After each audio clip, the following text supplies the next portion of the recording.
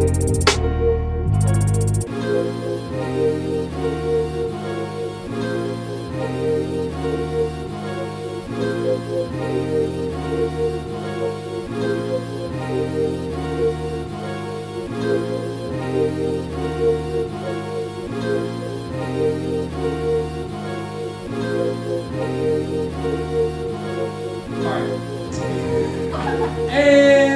welcome, internets, to another episode of FanBros. The show that grows our fans, or something to that extent. It's your boy, DJ Ben Hameen, a.k.a. Ben Ha with the good hair, a.k.a. the Kevin Bacon of the internets, a.k.a. Wakanda's favorite DJ in the building, in the spaceship, live tonight. Make some noise out there. We are here live from MoCada, and we are joined by, well, before we get into that, as usual, I am joined by Tatiana King Jones, the Grand Duchess of Tech, also known as the Ahura of the spaceship, the Black Russian, the Black Rogue, Sean Jean, Luke Picard, and Deuce Piccolo. Let them know. And sitting in the third seat, Chico Leo, aka the Steph Curry of the friend zone lately, and the Juyorican Ninja. Wow, that's unique. Yeah, shots fired actually. Jump shots fired. Yes, Chico Leo's in the spaceship. The Wookiee from Brooklyn is here. A lot of bricks flying. Lately. And tonight, like I said before, it is a very special evening. We are here live from MoCada, and we are joined by the one, the only, Markus Prime is in the spaceship. I don't even know how to follow up that. Come on, man. That's what you did on the show, dude. You were supposed to have your AKA. I got him, but he just like, that was so lit. Is Steph Curry the friend zone?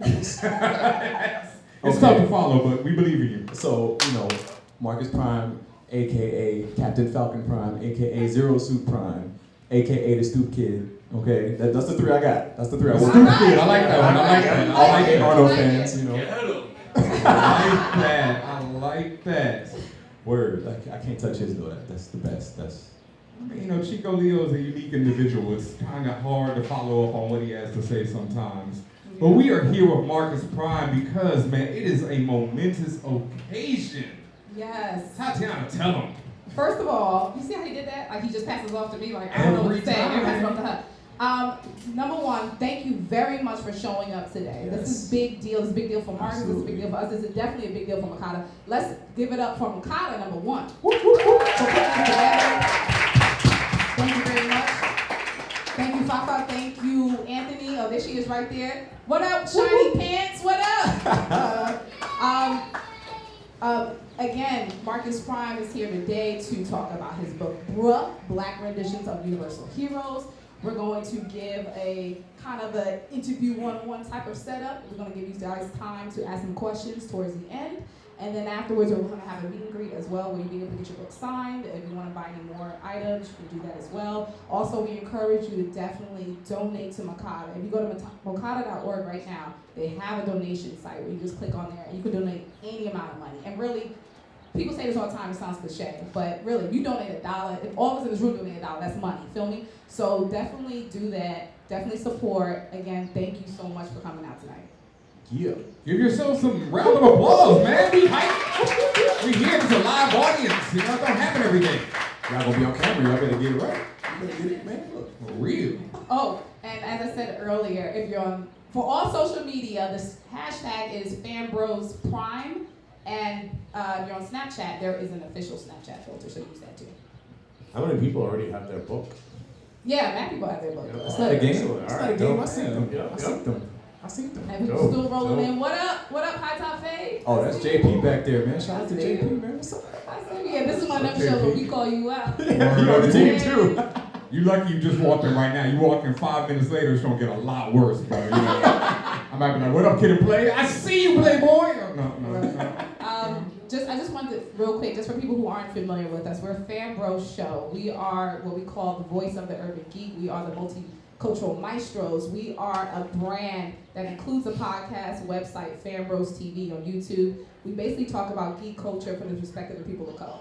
And it's a mix of, it's not just straight up geek culture, it's really pop culture mixed in there as well. So we feel like we're pretty accessible to everybody. We might throw some references out there that only like the real geeks are gonna understand. We might throw some references out there that, you know, people who read the Shade Room all day are gonna understand, but we mixed it in. I read the Shade Room all day, so. But just want to let you know that that's what we're about. That's what we do. Again, Tatiana King Jones, Ben Amin, and the Chico Leo. The one and only Chico Leo. But someone else, like we said, we're here with Markus Prime tonight. So, you know, right off the bat, man, who is Markus Prime? Oh, God. I never know how to answer that On the question. spot. I mean, Markus Prime is a freelance illustrator who, you know what's funny? You gonna talk about yourself in the third person, though? Yes. All right. Because I'm gonna get to that point. Only reason I say that in third person is because Instagram seems to keep defining me.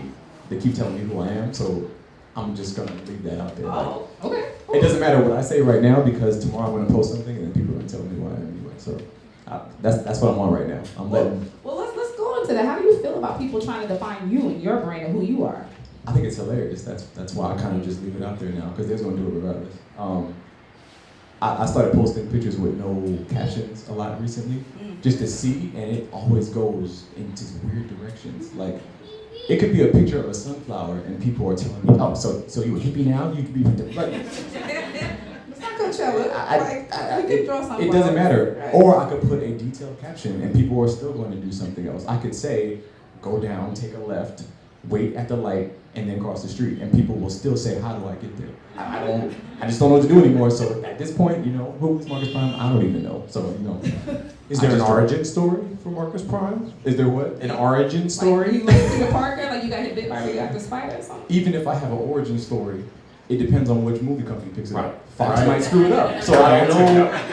I don't even know. I don't know what to do at this point. I just draw cool pictures and, you know, you can take it or leave it, I guess, at this point.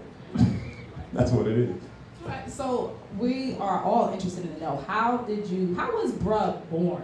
Like, where did that even come from? I mean, obviously you have collection of art, but where did that idea that, hey, let's throw it together come from? B.R.U.H was kind of an accident, a beautiful accident.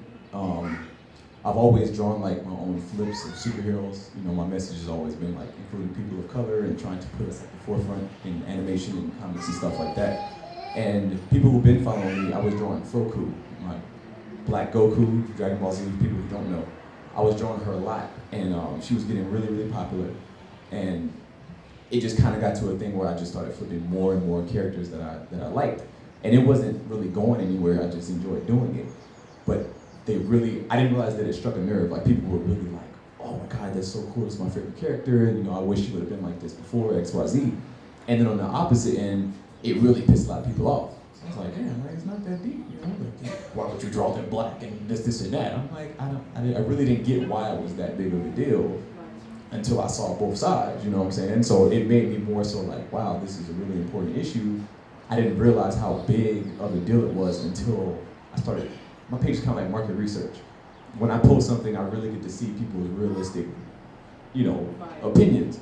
And sometimes it's kind of scary, like, wow, we still think like this. So it happened very quickly.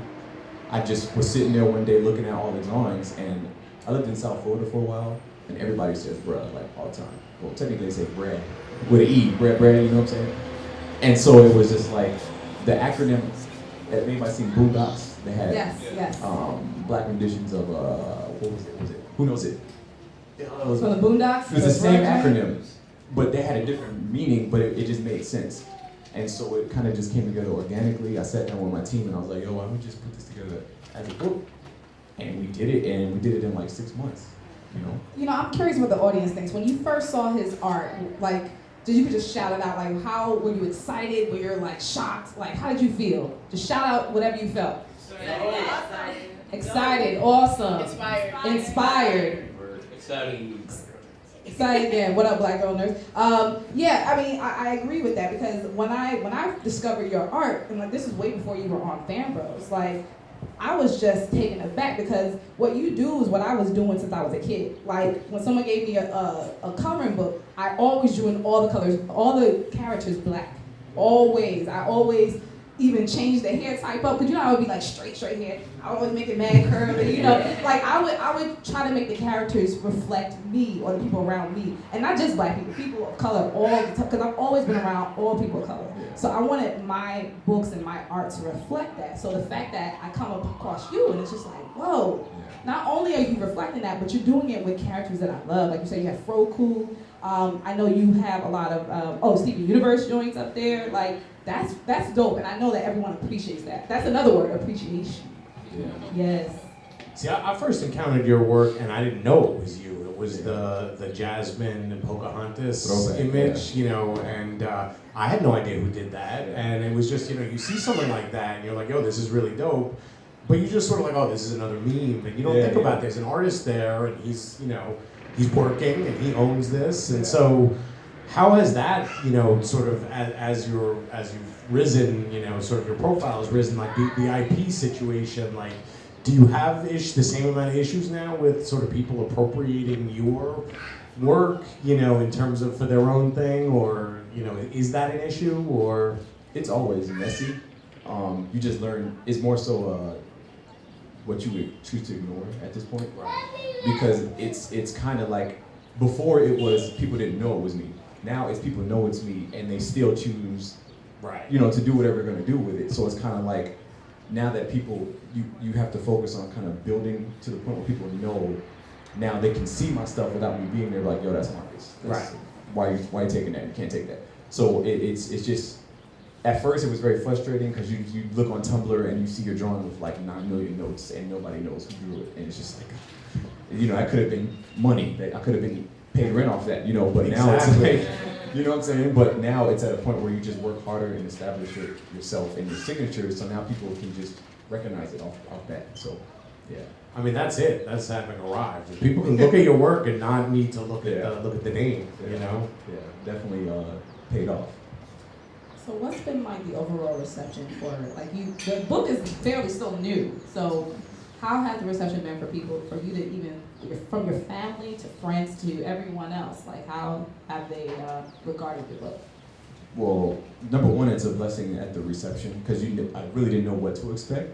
You know, it's your first publication, you don't, I never try to get cocky with anything. No matter what I've done in the past, I'll always assume that this might not work. So it was more so just kind of just waiting to see what happens. And it was actually a really amazing reception. Again, because it was a void. So I guess I was hitting a nerve at the right time. And you know, obviously you have both sides. Then you still have the people on Twitter that are like, why don't you just make your own shit? You know, why, this is racist. And I'm just like, you know, there's so many. Wait, let's back up. What's racist, that you made Goku black? That's exactly why it's funny, because my biggest one, I was confused because I always know Goku's Japanese, first of all. First of all, Just saying. he was already a person of color. Just saying. My favorite one was somebody came at me and they said, don't you think it's racist for you to flip these characters? And then I said, isn't that what y'all been doing to our history the entire time?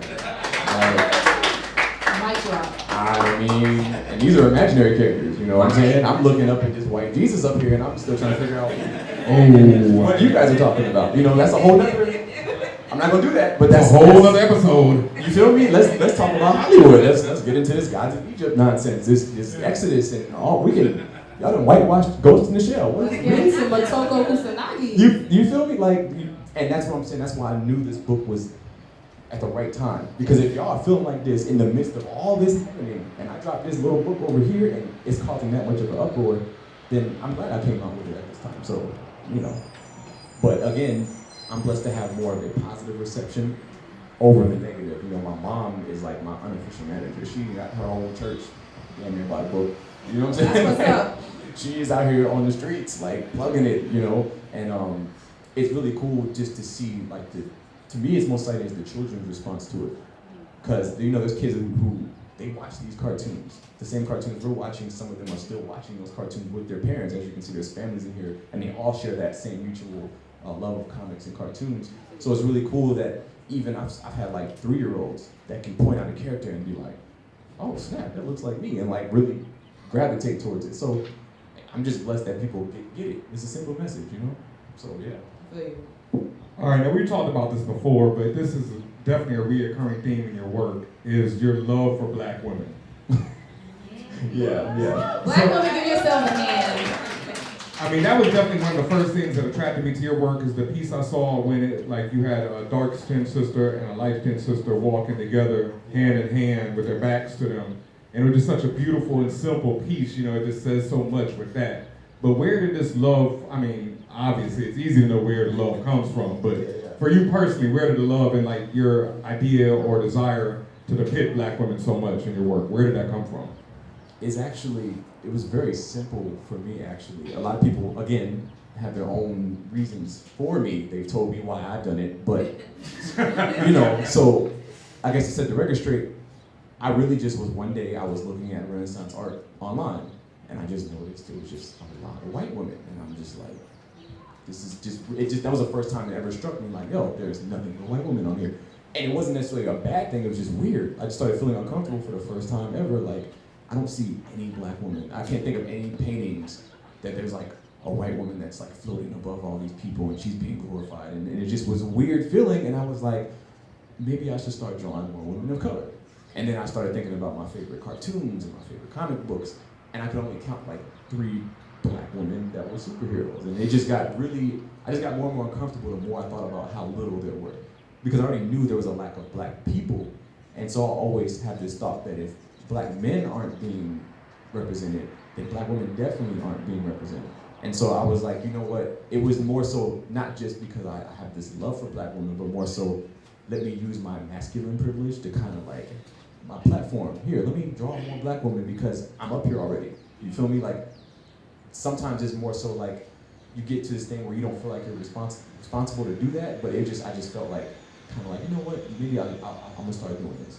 And also, it was kind of like a lot of my close friends are black women, and they were kind of like really encouraging to me and helped me get where I am, even before I started drawing black women. So it's kind of just like an ode to black women in a sense. Like, you know what, y'all kind of reason I got here in the first place. So I'm just gonna start really like pushing that. You feel me? So it's just more so that. I mean, on the cover of the book alone, you have black women, and not just black women, but you show black women in many different forms. You show them with different hair, different skin type, different hairstyles. Like, you show the breadth of black women, but in a way that is not just artsy, but it also speaks, like you said, these are characters that are beloved. You got right there, you have one woman who has the Super Mario cap on. Like, that's dope. Yeah. That's dope. And to be able to merge very beloved franchises with things that people hold dear to their heart, that's why I think you also did such a positive show. And that's why people are here to speak, you know, look at you and hear what you're trying to say, and also support you, because you're supporting what we love. Right. And that's a lot, and well, thank you. So all of that being said, what do you think of black women? Like, what's your personal thoughts on black women? What the state of black women, or anything to that sort? I think I think black women are the most underappreciated. I would say period. Like, I mean, we could talk about other races, but I really feel like, period, black women are the most underappreciated group of individuals on this planet, including even me growing up. On this journey, I've even learned things that I took for granted about the black woman, and that's what we don't get. When I started doing this, it was never me proclaiming to be like, I'm perfect, and I'm, you know, y'all probably heard the term hotep niggas and and all said this. hotep. I've been very quickly put into that box, but I've never tried to be like, this is the law and this is what it is. It was more so like, you know what, I'm trying to learn too and trying to better appreciate black women. So I felt like, even right now, there's so many things that, even if a white woman has a problem, then a black woman has that problem and 3 more. It's like, people still don't get that. Just being a black woman adds 15 extra things, you know, and it's even within the black woman under the black man. There's a lot of black men who still do things to the black woman. There's so many layers to the black woman's experience and the struggles that even I still learn from some of my friends. Like, wow, like, so it just, as time goes by, I just really, really feel like, wow, like the black woman is so powerful. And I'm not even trying to say it on some deep stuff, on some some really cliche poetry stuff. It's like a real thing. If you really look at the facts and the stats of what black college students are going through, black employees, black, it's really like, yo. Right. And that's globally. It's not even just in America. It's like any country where a black woman steps foot, she's immediately gonna suffer more than the average person. And it's like, you just appreciate it more and more as you keep doing it, So it's really, yeah. Shout out to black women buy more books than any other group in America. Yes. Highest entrepreneur class, highest graduating class, everything. Black women are killing it right now. Hashtag Black Girl Magic. Yes. Literally. So you mentioned, actually, we were talking before this started, that you were a preacher's son, and how did that play into, or did it all play into sort of your adoption of the Ankh? Like you mentioned earlier, you get put in this box, but I mean, is there at all a relation there at all, or? I think subliminally, yes. Right. I think the only reason I did it, honestly, was when you first, I guess, become woke. It was like maybe 7 years ago, and I was just really delving in, and usually most people's first entrance is Egypt, that's the first thing people talk about. And again, this was before it was trendy, and that's why it's annoying to me now. Before all the gods were white, Before, too? Yeah. So it was Or more they were so, Jamie Lannister. I honestly just used the Ankh as more of a tag. Once I realized, that it included the black woman in it, the unity between man and woman and between life, it was literally just, I guess for the record, I'm not doing it for any deep purposes, guys. It's literally, Odd Future was popping at the time, and they were putting the upside down cross on the foreheads, and I was like, oh, that's cool. Let me find a different way to approach that, and I just threw the Ankh on the forehead because it made sense. And then from that day on, I just saw all these different interpretations of why I'm doing it. Oh, Right. This is satanic. He's trying to demonize the black woman. I'm like, why do they have to make everything negative? You're hugging each other. What's that mean? I'm telling you, if I had the time to just gather all the comments, all the negative comments, I could have a show on Adult Swim and just, what's the segment where they read their tweets, insulting tweets out loud? Jimmy I would top all of them. I would be I gotta be on the list, next to LeBron of most ridiculous tweets and comments to what are you doing at home right now that you're tweeting this? What are you doing? So that was that simple. Yeah, you gotta archive those. I'm blessed to have some people like my girlfriend, Supreme, who has been very, very much hey, calm down, because people forget I'm a regular person, and sometimes I do look through comments and I'll be ready to let some people have it.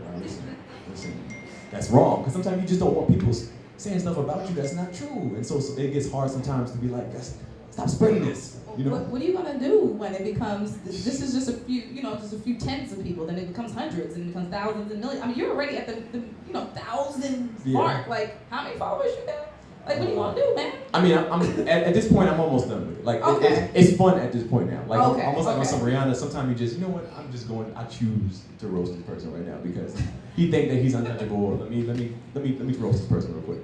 But yeah. So your gift to everyone is, if someone comes at you on social media, choose to roast them. Don't roast everybody. Just choose. You might be on the raffle.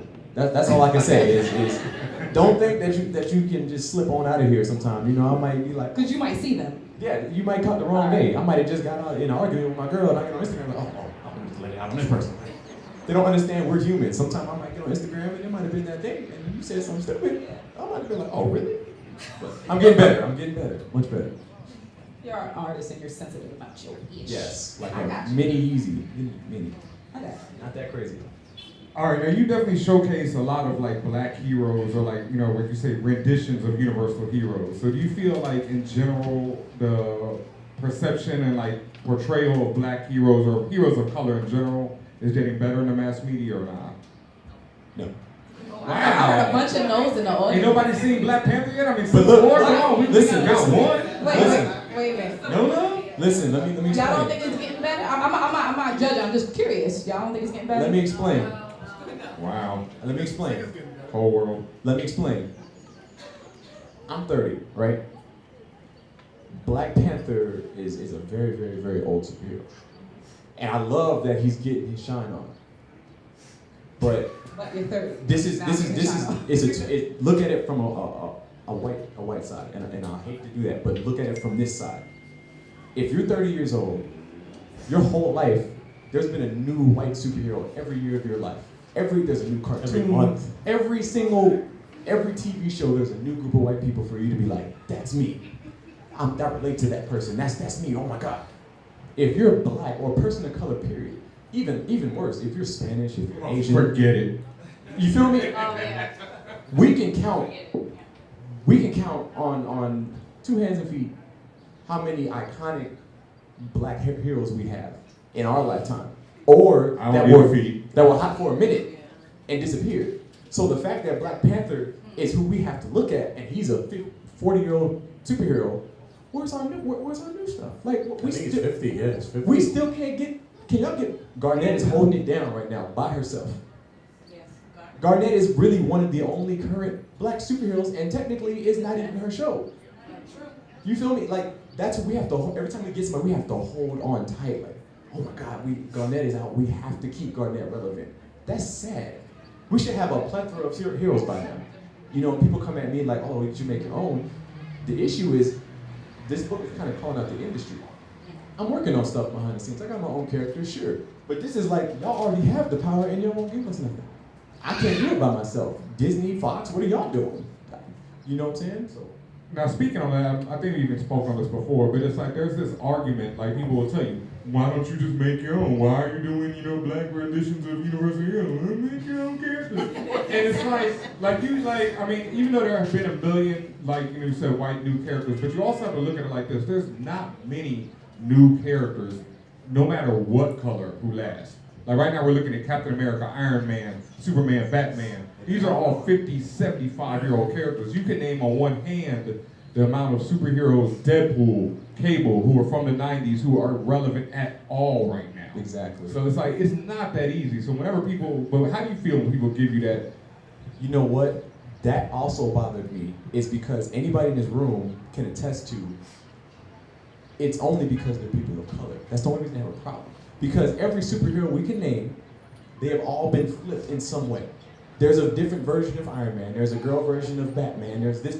They always get flipped. That's part of the fun of comics and animation. Is there's always this alternate universe. DC's always got a parallel universe of a different superhero. But the moment you turn it black, all of a sudden, how many people have seen like a lot of the DC animated films? How many parallel universes? Come on, guys. There's like 50. There's like 50 different universes of Flash. There's so many. 52, word up. Literally, and nobody had a problem with that. There's like Green Lantern from this side, and then there's all but the moment you turn it black, suddenly. Or a woman. So yes. when I did both. Nice. You feel me? So I really hit some people upside the head, like, oh, this is an outrage. Like, really, is it? I don't see what. Adventure Time, Fiona that's literally just the girl version of, what's the big deal? Because she's black and a woman. That's why that's really a huge void, My favorites are when the characters are actually black and they get mad because they're black. I love it. So Rue from Hunger Games, she's black. So how do you get mad that she was portrayed by a black? Even worse with Garnett, what was sad is how we're holding on to her. Even the argument that she's technically not black because she's Garnett, so she's red. Listen, what? I missed that one. There's a lot. Doesn't she have a giant afro? And let's look at how she's drawn. Yeah, she got hips. Where did hips come from? She got hips. So what are you talking about? That girl got the swag of she is black, okay? She's black. You mentioned Garnet a lot, and I did notice that you're starting to do some crossplay stuff. So you have a male version of Garnet now, and I see that coming out. I don't know, maybe I missed more, but you have more of that coming? Yeah.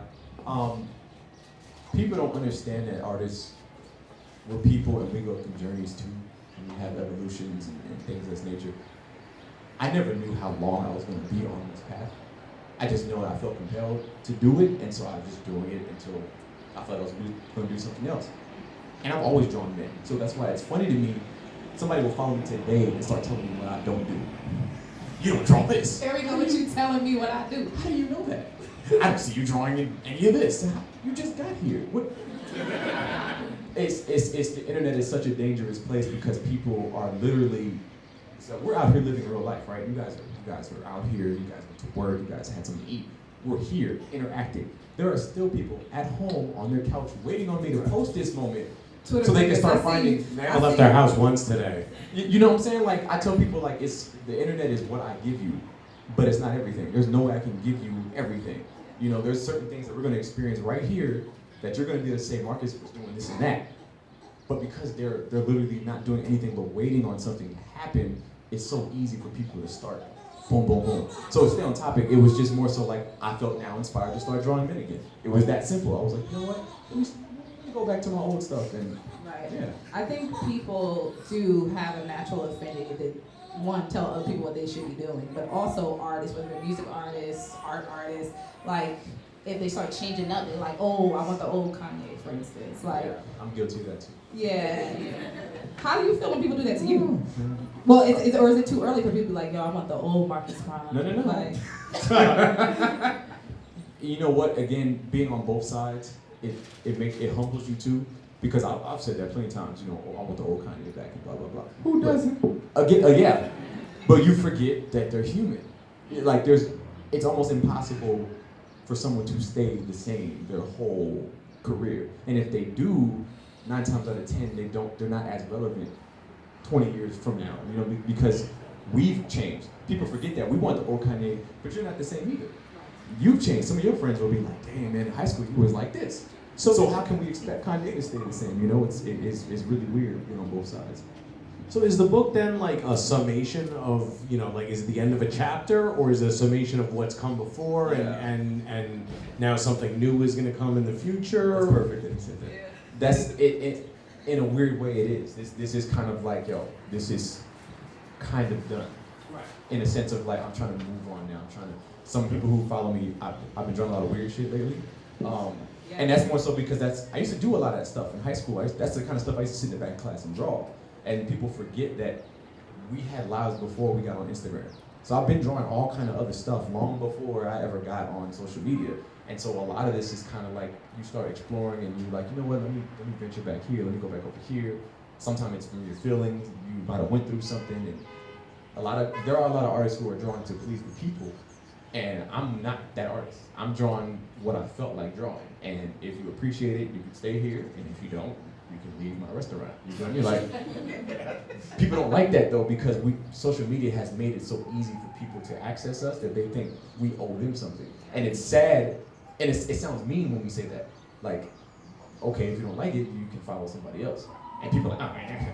No, there's a vampire element where they want a piece of you. I'm giving you a free gallery. Right. 10 years ago, you had to pay to get in a gallery and look at work. Right. Now you get to look at it with a click of your thumb, and people are like, this isn't good enough. There's 3,000 pictures on your profile, and I'm not satisfied. What? I don't know what to tell you. Right. I don't know. You But start that is drawing. a good attitude. Right? I just want to give it the paintbrush sometime. Here you go. Like, Yep. you know, it's tough. You should do that. You should get them all together, all your critics together. Give them art, and then have a show with their stuff, and see what people say. Then they get to shine. Let people come in and critique their stuff. I'm not giving them none of my money. They Right. get no cuts. No cuts. I'm not sharing nothing with them. so what's next for you, man? Like, we have this book. I know you got to be doing more books in the future, but what else is happening? Like museums, showcases, animation, TV show. Yo. And this is just to piss people off. There's no coloring book coming anytime soon. Oh, no adult coloring book, sorry. Which I'm still kind of being, you know, a jerk on that because I might. But yes, animation is what I'm trying to get popping next. I've been working on a concept. People who've been following me have seen that I've like been working on a concept slowly over the last New York Sirens. You know, shout out to New York. The sirens be going down out here. But so yeah, really animation is the biggest thing I'm working on. I'm gonna try to have a Kickstarter soon and really try to get this thing going because instead of I know I try to hold the industry responsible, but I'm trying to do a lot of things myself because you know we live in an era where a lot of people complain but they're not taking action. So I don't want to be that guy who's like constantly telling the industry what they're not doing when I have the ability to try to make some of that change myself. So, you know, all I'll say is I'm trying to get a black anime popping. Like it's long overdue. Please, more black anime. Not knowing, please, you know, yes. Yeah, and I'm trying to do bigger events. You know, I'm trying to work towards festival status. I'm trying to work towards like more collaborative things. More, just a lot of people are comfortable on Instagram. They're comfortable on Tumblr and Twitter. And I'm trying to think ahead. One day that might not be here, and I'm trying to really establish some things. So, yeah, there's definitely a lot of things in the future. Dope. All right, well, you have survived the interview segment once again.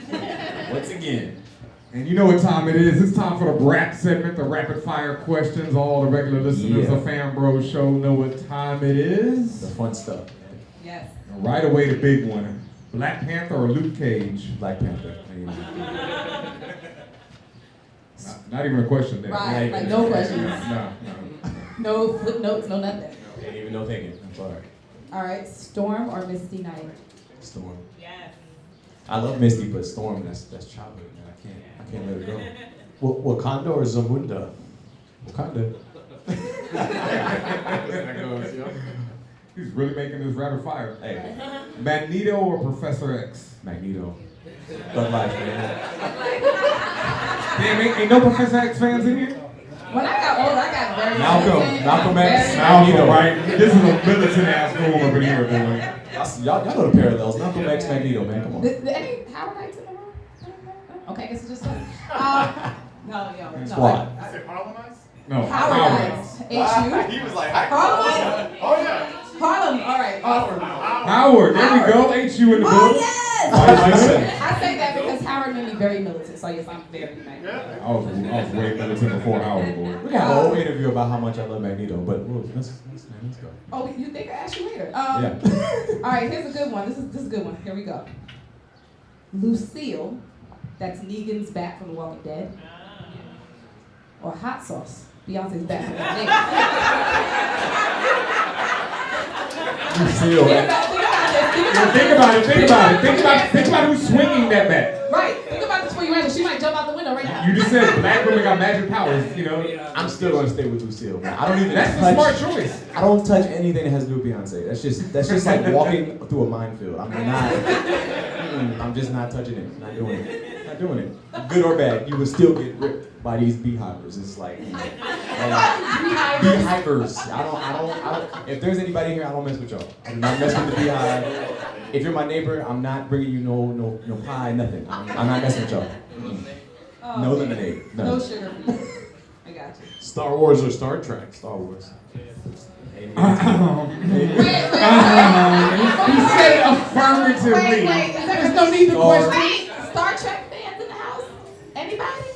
Why y'all always like, I guess me. Come Are there any Star Wars fans in the house tonight? You see this? And I'm not even a hardcore, but I'm sorry. It's easy. Come on now. Come on, Star Trek. Star Trek is a good movie. I like Star Wars though too. I'm just saying, you know. Of course you do. Y'all gotta pick it up more. I be like, yo, Star Trek ain't like, yeah, I guess, Captain America. Sometimes. Nike or Reebok? That's how I feel. I'm Nike, man. Reebok is like right here. Yeah. It's always been right there It's with cute. black people. You feel me? It's cool. That's just how I feel about Star Trek. but you know. I'll remember y'all later. She's not done with this, y'all. She's not. All right. Dora the Explorer or the Dora Milaje? Dora the Explorer. Wow. Again, he hasn't seen it yet. I haven't seen it, so I can't say it. Yeah, I mean, I would go with Dora either. Only reason I say Dora the Explorer is just because she low key a thug. Like, look, she give you the most side eye when you don't answer that question right away. And she will not blink until you answer the question. Like, wait on Dora is a boss, and Boots just be like, you better answer this, girl. Like, the other thing you gotta remember is Dora is everywhere. she really look. her and Boots and the backpack. Everywhere. That's a true minority. We will walk. We will catch the bus. We will get there. Dora will get there and beat you there. Todd McFarlane or Jim Lee? Oh God. Ooh, I knew it would kill him. You know why? You know why? The only reason is because, again, I was a Spider-Man head, and he gave me Venom. Tommy Farley. Issue 298 on changed my life. Venom. What? Venom is what? Yeah, I gotta go. Todd. Yeah, that was tough. That was tough. I knew it. Thanks for having me for that one. Judge Dredd or Judge Judy? Judge Judy. Not scared of Judge She Dredd. is like heavyweight scary. Like, not lightweight, heavyweight. I've met a lot of police like Judge Dredd in my lifetime already, and I still would be scared of Judge Judy because she has the last say so. Judge Dredd bringing to court, Judge Judy played a hammer down. Like I'm still scared of her in the future. Nah, Judy. All right, just a couple more questions before we get to audience Q&A. What's your favorite 90s cartoon? Nah, you know what? Favorite 90s cartoon, I would have to say...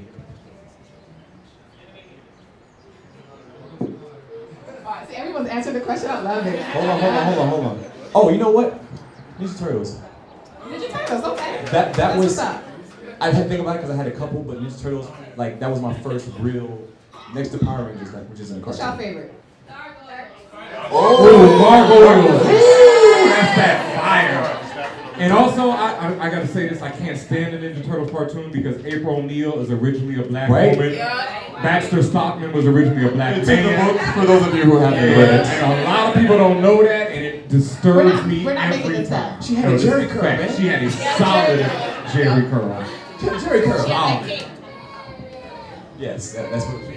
All right. What's your favorite Wesley Snipes movie? Your favorite Wesley Snipes movie? Blade 2. Yo, Blade 2. what's his name from Walking Dead is in Blade 2. I just peeped that the other Oh, day. yeah, Daryl Daryl. Dixon is up in. I gotta catch up, man. I'm so behind on this one. Yeah, I was watching. I was like, oh, young Daryl, look Yeah, at you. he's been around longer than you. Shout out to Blade's haircut. Yeah. I always wanted my haircut like that, but I just didn't have the balls to do it. 45-degree angle. What vampire is going to this bar? Where are you going to get your haircut? He going like deep in Harlem to get his haircut or something. That haircut was lit every time, every scene. I don't care where he came from. His lineup was on point. Yeah, The designs was Yeah, Bishop's haircut for Juice. You feel me? Yeah. Juice is it. No, I mean not Juice. New Jack City. He also had a fire haircut. With the earring too, man. Yeah. And then that one where he had the cornrows. Wesley's, he's done it. He's done a few. Icon. Yes, definitely. All right, and to finish up, if you could have any one superpower, what would it be? Magneto, man. I'm telling y'all, I'm trying What's to the tell you. power, Magneto? Control metal, and just, you know what Magneto's real power is? You know, controls the metal. He just controls everybody. Like, Magneto has the power of persuasion. Magneto will turn a whole room Magnetism. against their pastor. He will go into a church and have everybody walk out behind him. Without using his powers, Magneto will just float into the church like, listen, this is what it is, y'all coming with me. And they will be with this fool crossing a bridge that he lifted up and It's took because they somewhere. think it's the rapture. That's why. Because Magneto is motivated. This man was in the Holocaust. He don't play. Like, Magneto is, I'm telling y'all, we know Stanley. We know they was really supposed to be black. We already know. But he couldn't make them black. But we know the X-Men. We know what the story really is. We know it's the Civil Rights Movement, and we know how that story really goes. That's why I like Magneto so much and his powers. I would have to have these. Excellent. You have survived the rap segment. You have survived the FanBros Show interview. Okay, so we do have a few minutes to open it up for audience Q&A. So if you have any questions, Please step up. You're gonna have to step up and get on the You mic, gonna so you step up, can't be yeah. scared up in here. We're going to put you on blast. Walk on. Okay. All right. Say your name. Watch those speakers over there. We're trying to avoid the feedback. Come on a little closer. Move on up. Let everybody out here see you. We're going to put you on All right. Hello, my name is Cynthia. Hey. I'm from Black Girl Nerds High. Say it again. I'm saying I'm from Black I'm from Girl Black Girl Nerds. Nerds High. Gay. And my question is, because I specifically with everything that's happened with Beyonce and Lemonade, there's this new debate on representation. Now, it's not just from, white people and us, but now us with us. So now people are becoming even more specific representing everyone. And now they're also holding people that have the power into higher standards. So how do you feel about having this scope where, okay, you're not drawing a fat black woman, you're not drawing, people that are albino, you're not drawing people that are in wheelchairs or disabled. So how do you feel about being able to represent other people, but also making sure that you stay true to what it is that you actually want to say, based on your own life and your own perspective? You're coming with the real right here. Black girl nerds representing. Right. I've that's an ongoing issue like my whole career. I say do as you're inspired because there's not many of us who have a platform to even be able to represent it all. Right. So again, it's a privilege issue. For white people, they don't have that problem because there's so many outlets. You know what I'm saying? Like you'll never hear a white person say, nobody draws blonde white people because they can go over here and they're being represented. Then the brunettes can go over there. If you're a bigger white person, you can go over here. If you're a redhead, there's somebody for everybody. If you're white, if you're black, it's kind of like there's only 5 of us if you think about it. And it's hard for me to do certain things because number one, I don't know how to approach this, and I don't want to offend people. Number 2, if I'm not inspired, I'm not going to feel good about it. So it's like people like you don't draw people that have handicap. You don't draw black people with freckles.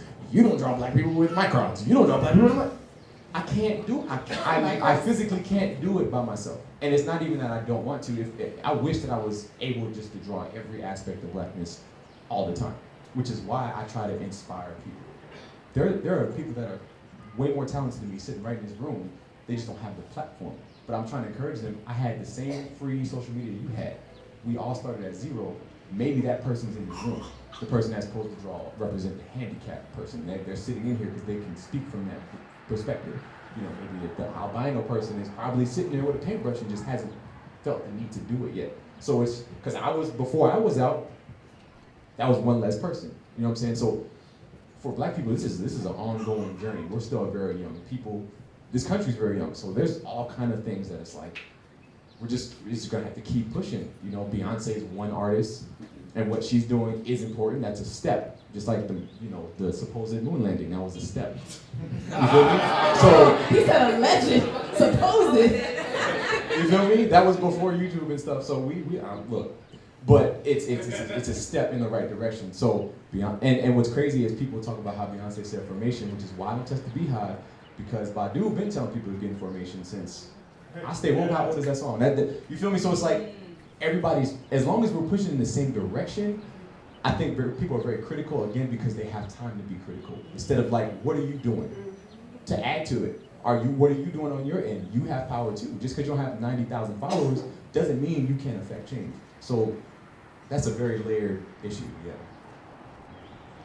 Questions? Next question. Come on, step Come on now, y'all. Make a line. Sorry. Shout out to the Homer shirt. Hey, Yeah, that's a cool shirt. I like it. thank you. You guys talked about the slow growing representation of people in color of media, especially in cartoons and comics. But what would you say, how would you comment on their actual depiction? Like how they are representing the people?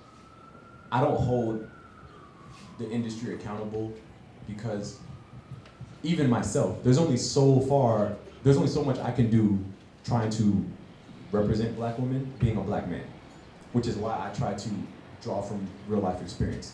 Like I try to draw from my friends and things of that nature because I can only say so much. I don't know what it's like to be a black woman.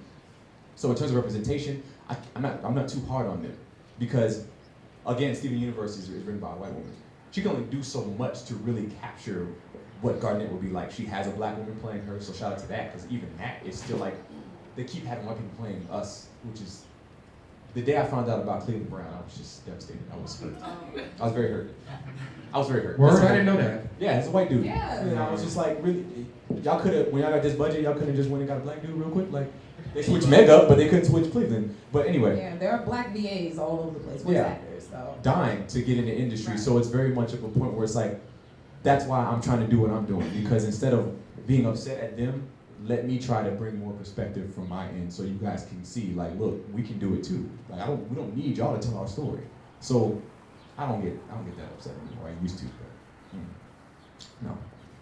I saw a brother all the way in the back With the Come glasses. on down. Oh, it's Sway. Sway. Oh, Show. Sway. And then, I know you do all the time. answers. I know you do all the time. And then after the man with the banana shirt, Yeah. I got you next. Yeah, y'all can go ahead. If you got questions, just go ahead. Do I look at you? I don't look You wherever you like, sir. Wherever you want, brother. You don't look like Sway, by the way. You got Anyway, I'm MTV. 7 from Eclectica. We love FanBros, so Thank you. every Like Comic that. Con you already know. But anyway, a lot of people hopping on the bandwagon of using. I'm not gonna say anybody, you know. 'Cause I'm just saying because it's fashionable now Yeah. to say I'm about this or obviously it's a problem in the media that we've had on the media. Yeah. A couple hundred years actually. Yeah. It's nothing new. But with all that being said, we also know the power of the dollar. Do you have any advice of how we could use our money to push? Because at the end of the day, if great people are popular, the company, the machine will all of a sudden want to spit out great people. Right. So what can we do? That's a great question, and I think it's more it applies to art and it applies just to the black economy in general. It's being more so. If you were going to spend your money on a car, you'd be very cautious about that car. You know what I'm saying? Like you want to see the car, you want to make sure it runs properly, you want to make sure, look, if any scratches on this car, any defects. So don't support black art because it's black. Don't support black business because it's black business. Hold us accountable the same way you will hold any restaurant you went to based off of their work. Because I've also gotten a lot of people that, you know, they're like, they've gotten upset with people before, and they're like, I'm just trying to support black business. Don't treat it like that. You know what I'm saying? Support a black artist because, you know what, I really love your work and I see what you're doing. Because there was a point in time when I first started, I wasn't doing great business because I know what I was doing. You know? So I wasn't mad when people didn't want to do business with me because I know what I was doing. Don't support me because I'm black, support me because I'm doing good business. So now that I've been able to build and really structure, now people invest in me and I feel good about it because I can give you what you're paying for. So I would say as a people, just be cautious of where you're putting your dollar at. If you feel like you want to support a cause, I don't give money to something if somebody says, yo, this is going to the Children's Foundation. I'm like, where are they at? I'll just go right down there and look them right in the face and give them the money because I want to be sure that my dollar's not being wasted. If a dude asks me for some money for food, let's just go to the restaurant. I'll get it for you because I don't want you buying nothing crazy with my, you know what I'm saying? Like, it's just more so if you believe in that cause, support it. That's all I can really say. The best advice I can give on that. Really. And one of the things about Rutgers in Newark, like this is the most diverse campus, blah blah blah. This and third about diversity. And towards like my senior year, I did a lot of work about like the black experience, and no surprise, all my teachers are white, and I'm from a kind of like diverse neighborhood. When I'm originally from North Bergen, and I'm Dominican, but I never had like a really close like sense of community with black people around me. I don't live in that neighborhood anymore, and it's mostly white. And with my white professors, they see it, they know a little bit of it. They give me like aesthetic advice, but they can't tell me nothing about this. Right. I'm just like, hey, like black people getting shot in the street, and they're just like, yeah, I heard of that. I'm like, yeah, I know you heard of it. And no one dare to try me. Like, I tell them, I research this, I tell them, they're like, yeah, like I like what you're doing, but it's just like, as an artist, and especially since I'm not like surrounded by like a strong sense of black community, I kind of like struggle to find some sort of like morale and my own motivation, because like I see you, I see Paper Frank, I see Ashton Hank, and I see a bunch of people who have that real intrinsic motivation. That motivation, I think you can't get from school, right? Because I felt into like structure, you know, like I'm in class, Yeah. Now that I graduate, I'm in the real world. Now I can be like, it's my time now. Right. No one's gonna be checking on me. No one's gonna be like, hey, you still doing art? Like, now I'm on my own. And I'm just like, sometimes I mean, I can't take it back. I went to school. I don't regret my education, but at the same time, it's just like this 4 or 5 year journey I spent could I have put that towards just like making it happen? You know, So your question is, instead of going to school, should you just have done your own thing? Gotcha. you know what? That is, I feel you on that, man. That's a very, very emotional, deep issue. We all go through that. I was in the military for 6 years. People don't know that. I did military funeral ceremonies. So most people talk about when they went to war, I was the person putting them in the ground if they didn't make it. And being a preacher's kid, you know, that cares more about cartoons and creating your own universe. Growing up in structure. You know, my dad was a drill sergeant. My mom was a teacher. My dad also became an educator later. And there was always pressure of like, what are you supposed to be doing right now? You're supposed to be doing this. Hey, aren't you gonna be a deacon, aren't you? Aren't you gonna work for Disney? Aren't you gonna, you know, oh, you're in the military, so you're gonna do 20 years and get the benefits? Because that's what you need to be doing. You need to go to school, you need to get your education, you need to do X, Y, Z. And I spent 90% of my life trying to figure out what I should be doing instead of what I want to do. And if you look at certain people in the industry, I've learned there's a lot of people who didn't even make it over the hump until their 50s or until their 60s. You know, you can do the Morgan Freeman story. You know, a lot of these people didn't even make it. Mark Cuban was older. If you're still here, you didn't miss out. You haven't wasted any time. That's part of your situation. That's your story. You know what I'm saying? There are a million people who have been in a predicament and didn't even stop to think about what you just stopped to think about. They just kept going. There's many people who are sitting in cubicles right now that are in the matrix that have plenty of talent. How many people have you heard that say, "Man, I used to draw and then I quit"? All the time. You know, people come to me and say that at a show, and I look at them like, "Why?" That's the only reason separating you from me. I just didn't stop drawing. I have friends that were drawing circles around me in high school, and they should be, you know what I'm saying, in the mountain peaks right now, but because they stopped and they gave up on it, now they're no longer able to pursue their dreams, and they feel like they're not able to pursue them. So you actually, you have plenty of time, bro. Like, this is actually prime time for you. You have nothing to worry about. You went through college. That's a great thing to still have done, because you got to see a perspective that people like me, I didn't go to college, so I didn't see that side. You need to look at that as like, okay, I have this under my belt. And age is such a mindset. Like, it's such a mindset, dog. You have so much more time than you realize. You could get on it right now, and you could catch up to your favorite artist in 2 seconds. Like, it's up to you. It really is up to you, dog. You have not wasted any time. Don't get down on yourself. Don't feel like, damn, man, I missed out, or I should have done this. It's too late to do that. It's too late. Once you make that turn, you already made it. Go down the street, you gotta keep driving. You know, the traffic's behind you, you gotta keep going. So you have plenty of opportunity in front of you, man. Don't look at it like that. I was just tweeting this today. It's like, you know, you're only as old as today.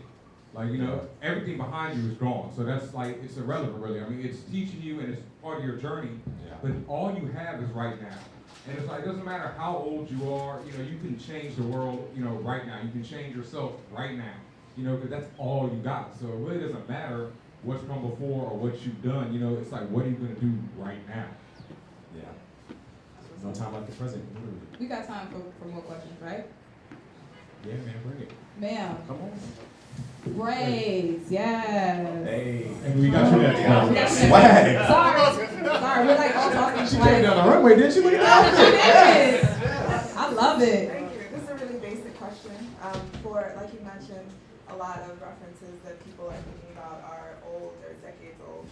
And people still love to refer to that. But for people who are newer, who are getting into it, for example, people who are reading Ta-Nehisi Coates' Black Panther, for example, and are coming into the genre, what should they be, if they're into it now and just want to read everything, what are some places you send them, whether it's websites, references, blog shows, podcasts, perchance, just other places if you're like diving in, or you haven't been in it in a while, where should they be going? Because I think that's a great resource. Well, first of all, the source. I mean, First thing you better say. we're on FanBros. Like, we're on FanBros. Like, this is probably one of the best places to go. We got Black Girl Nerds in the building. You feel me? That's an amazing place to go. We got Blur Girl. I see her back there. I See see her you. back there.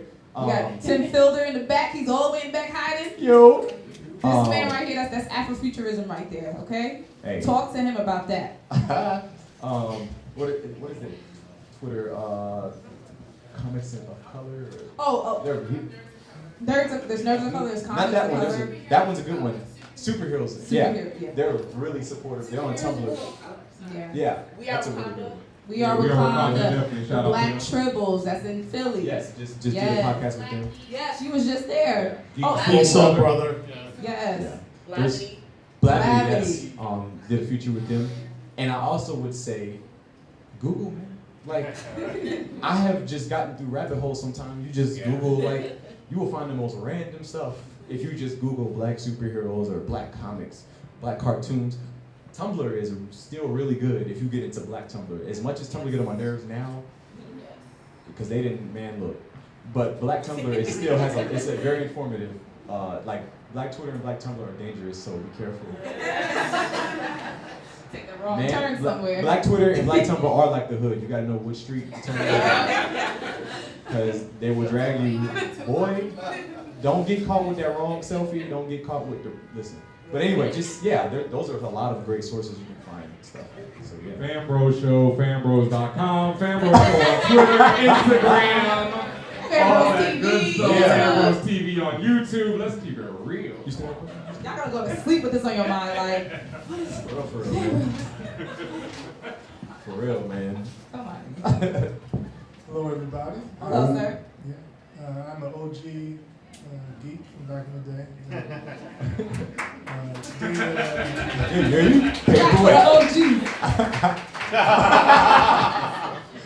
David Barclay Moore, and I'm a writer. Actually, have a novel coming out on Knopf Random House next year called The Stars Beneath Our Feet. Congratulations. Awesome. Stars beneath our feet. Say it. Yeah, it's a black novel too, black queer novel too. I love that title. That's a great title.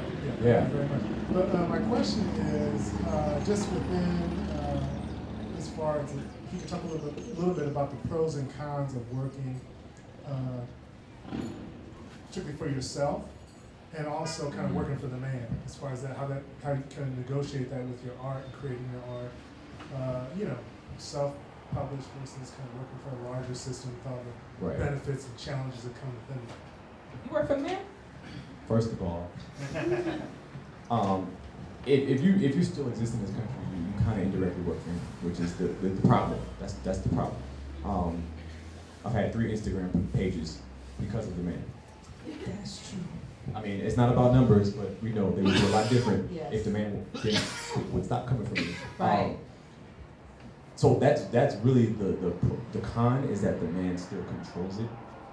And I don't even know if it's a man anymore. I think it's like a little kid with like a button, because it's just like, he's that reckless with it. Like, really? This is why I got the flag? But it's very tough because like on the self-publishing aspect, like we had to go through, we went through Amazon and iTunes, and then, finding resources. A lot of people don't take you seriously because you're a young black dude.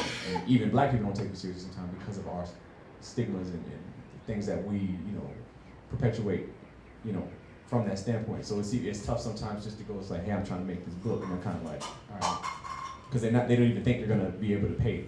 When in fact I actually have the money and some. I need you to respect me as a client, and then you got to go through these processes. Amazon is going to take 19 weeks to approve you. iTunes is going to take 30 weeks to approve you. When you're like, dog, I'm ready. Like, what is the problem? And customer service always finds something. Oh, well, your PDF is too small by 1.5 inches. Like, can we do it again? You know what I'm saying? And you go to different businesses, printing companies, and they're just not taking you seriously just because you're black. They don't even care what your content is. They don't even care how good the book is. They don't care who co-signs it. And then, we try to be structured, because we try to conduct business like anybody else, because we want you to take us seriously. But a lot of times they won't even let you in the door because I look the way I look. Automatically they're like, oh, you might want to try me down the street.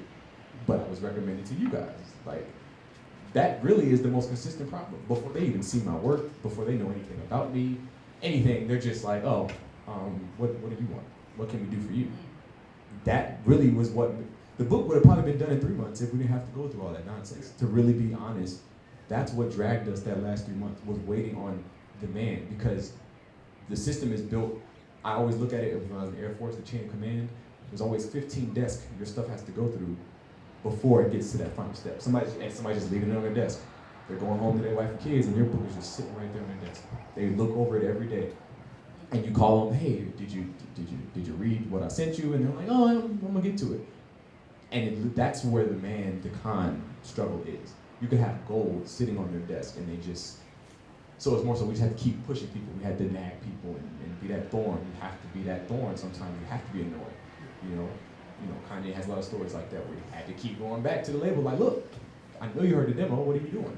So that's really the biggest issue. It's just the push, absolutely. Thank you. One more or wrap it? Okay, we got one more. We got time for one more question. One more. Oh, the OG, Tim. Come on Phil. down, brother. Step on up. Come on down. Come on down, brother. Shout out to the epic beard, man. Hey, congratulations. Thanks, man. Good to see you again. As a fellow artist, how important is using reference in your work? Oh, that's a good question. That's such a good question. Anybody who's an aspiring artist or just learning, your favorite artists still use references. There's nothing wrong with not knowing how to draw certain things. There's nothing wrong with that. My favorite comic artist of all time is Alex Ross. He wouldn't be able to do what he's doing without references. Clearly, his whole style is using real people and then building on top of that. I use a reference 80% of the time. Like, there's poses I still can't draw. I will gladly find a reference. There's for lighting, if I want to figure out a certain type of effect, lighting-wise, I still use a reference. If I don't know, what would this look like, if this person was doing this. I mix a lot of things together. For example, if I was going to draw somebody maybe jumping off a roof, I might actually Google that and see what that looks like. And then I might Google a gymnast jumping off of a platform. And then I might Google, like people jumping off cliff diving. And then you just mix. You see a pose that this is kind of how I envisioned it. And you just start mixing things together. Referencing is one of the most important things any artist can do. Your favorite music artist reference. They're referencing all the time. They're listening to sounds. They're gathering things. So it's I would say reference is very, very, very crucial, and people feel like they're not legit if they have to look at something. And I'm like, that's so far from the truth. So yeah, reference is extremely important. Extremely. Well, thank you everyone for enjoying the Artist Talk. Hope you enjoyed it. Once